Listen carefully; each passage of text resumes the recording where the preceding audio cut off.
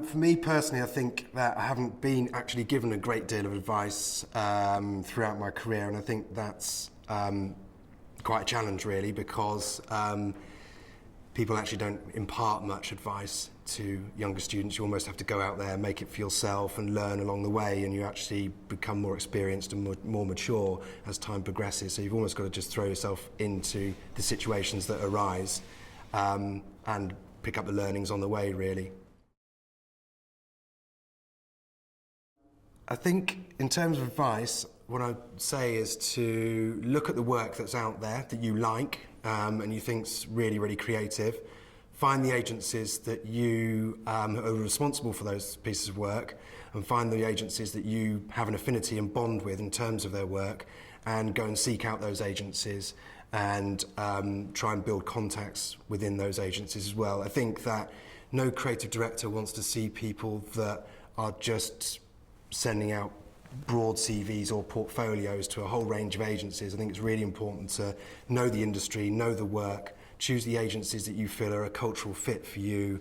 They produce ideas that that resonate with you as well, and then go after those agencies. I think when we're looking for new creative people, two things are really important. One is the portfolio. The strength of the work is crucial, and secondly, it's about personality and fit within an agency culture.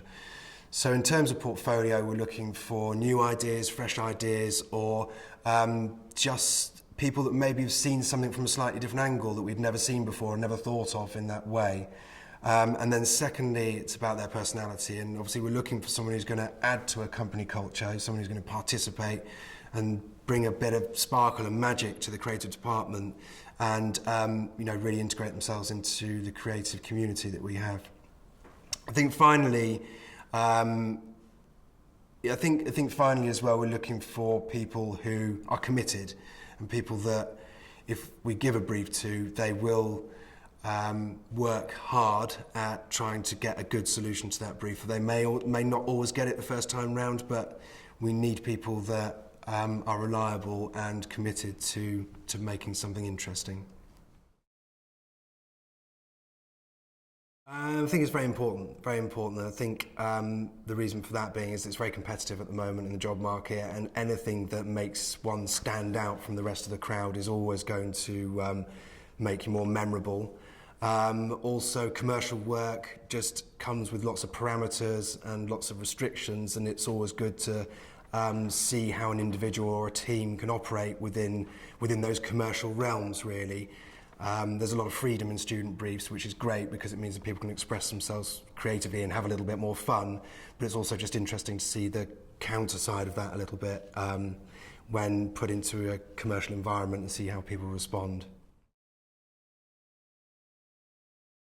I think over the course of last year, I suppose anything that was a Cannes winner, most notably the Old Spice campaign, which was really outstanding and really stood out through the course of the year, and obviously revitalised a brand that had fallen by the wayside and actually was losing its way, and they reinvigorated the brand completely. And I think it was born out of the insight that 50% of deodorant that's bought for men is actually bought by their girlfriends or their partners. So really it was about tapping into that insight and dramatising that in a way that putting that guy on television saying, this is the man that your man should smell like, and from that really a sort of a new personality emerged. Then what they'd also done, which made it really, really good, was added the digital element to it, whereas there was live Twitter feeds and live responses to the guys' replies as well. So yeah, real standout in the sense of reinvigorated an old brand, but the way that it was reinvigorated via the use of TV and digital really made it stand out through the course of the year. Young creatives tend to struggle, I think, with craft skills. I don't think they're as developed or as honed as they are, but that really is the responsibility of the agency once a creative comes into the agency, to put that creative person on a pathway that gives them the experience and the exposure to learn those craft skills as they go. I think also in how quick some of the work has to be turned around, and we don't get, in some instances, the amount of time that we'd like to work on briefs. Some briefs have to be just turned out in a day, there and then. So I think that being quite pragmatic is something that has to be learned, and I think some creative students can find that quite difficult to come to terms with, particularly when they're maybe used to having longer periods of time to develop an idea, and they can also, that idea can also be quite personal to them, but once they get into the agency lifestyle, then it's ultimately for a client, and sometimes we don't always get our own way. I was lucky enough actually to have a job before I left college, which was great. I managed to get some work experience within an agency, with several agencies actually, and then ended up setting up a small digital agency before I'd even left college.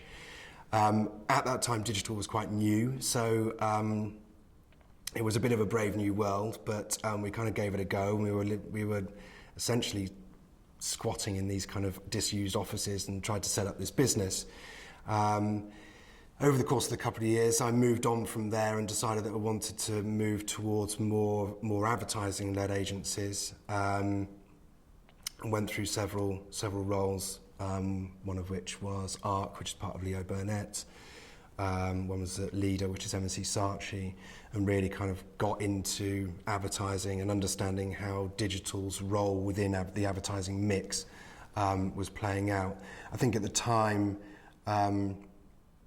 the advertising agencies weren't that familiar with digital and really weren't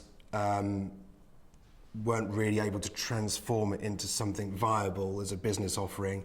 I think that a few years ago, the advertising agencies tended to treat digital as they would a DM pack or a traditional piece of advertising. Over the course of the last few years, I think that's kind of come together and people have got much better understanding, but during that period, it was quite tricky. So I made a decision then to go and work for a pure play digital agency called LBI, where it was very, very broad. It ranged from information design, design and build big web projects, e-commerce platforms, service design, utilities, branded content, right the way through to advertising-driven campaigns with communications campaigns. So it was quite broad, but over time I always knew that I wanted to come back into an advertising agency, and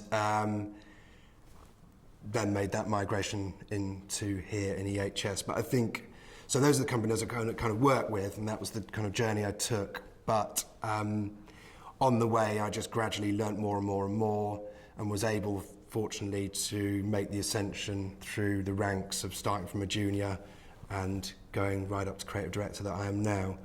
And I think the reasons for that, I suppose, could be a bit of good fortune, but I think always along the way, I've always attempted to kind of soak up as much inspiration around me in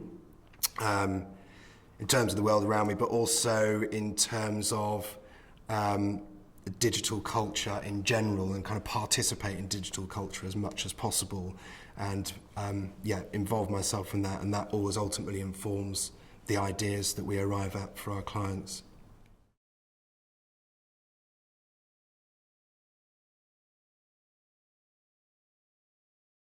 First and foremost, I think you've got to read that brief, and you've got to really understand what the communication objectives are, what the business challenge is, so if you're dealing with a normal brief format, then that would be the first kind of couple of boxes. Then you look at your audience, then there's a barrier or a problem to be solved, and then a proposition and support points based upon all that. So actually the brief template should be quite linear, and the right amount of information should be in there to let you, as a creative person, make a good stab at a creative idea. And the only way that you're going to do that is by reading that very thoroughly and actually really understanding what's needed. You'd be amazed how often it can be misinterpreted. So you need to be quite clear on what the objective of the brief is. Secondly, if you don't understand anything, then you've got to ask questions. You've got to refer back to whoever wrote the brief. If it's a planner or a client services person, you need to kind of quiz them on the detail and really understand if there's something in there that you don't understand, you really need to get that answer from them. And then finally, I suppose, once you've done the work, you've done your ideas, I think you need to go back to the brief and qualify your work against the support points that are in there, just to make sure that you've not missed anything off that's a mandatory requirement, or even just to kind of qualify your idea, just to kind of road test it a little bit, just to make sure that it's as strong as it possibly can be.